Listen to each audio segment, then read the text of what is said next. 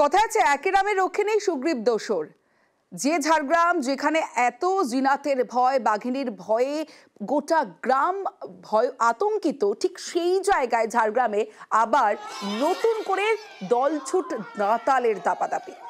তুমুল আতঙ্কে ছোটাছুটি গ্রামবাসীরা। ঝাড়গ্রামের সাঁকরাইলের ধানঘড়িয়া জঙ্গল থেকে লোকালয়ে চলে আসে একটি দলছুট দাঁতাল হাতি, আর দাঁতালের ভয়ে রীতিমতো হুড়োহুড়ি পড়ে যায় গ্রামবাসীদের মধ্যে।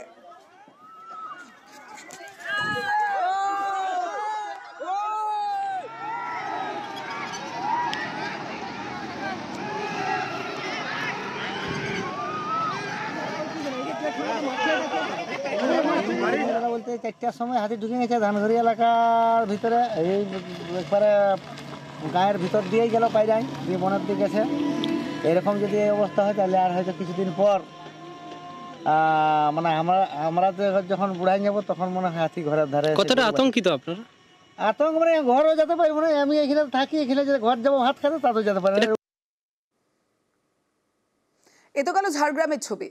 বাঁকুড়ার ছবিটা দেখায়, সেখানেও বাঘিনী আতঙ্ক, আর তার মাঝেই দলমার দাঁতাল, এবং একটি দুটি নয় ৬২টি হাতির দল। বিষ্ণুপুর, জয়পুর, সোনামুখীর জঙ্গল পেরিয়ে এখন ৬২টি হাতির ঠিকানা বড়জোড়ার পাবুয়ার জঙ্গল। আর এই জঙ্গলেই হাতির পালকে আটকানোর চেষ্টা বন দফতরের।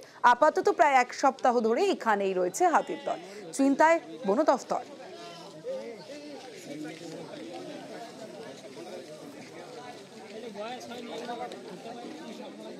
হ্যাঁ, হাতির আতঙ্ক তো স্যার প্রচণ্ডভাবে রয়েছে, কারণ আমাদের জঙ্গল সাইডে বাড়ি।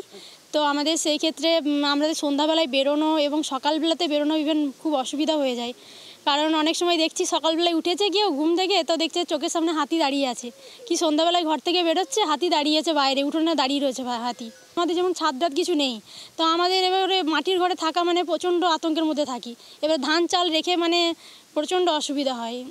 এখানে আতঙ্ক রয়েছে, আমাদেরকে প্রায় আতঙ্কের মধ্যেই থাকতে হয়। রাত্রির দিকে তো, সন্ধ্যার দিকে তো বাইরে বেরোনো যায় না। সন্ধ্যার পরে ফুলবেড়া গ্রাম দিকে চলে আসে, এসে ঘরের থেকেও ধান বের করে খেয়ে নেয়, এমনকি খামারে পালয়ে থাকলেও সেগুলো খেয়ে নেয়, ঘর ভাঙচুরও করে।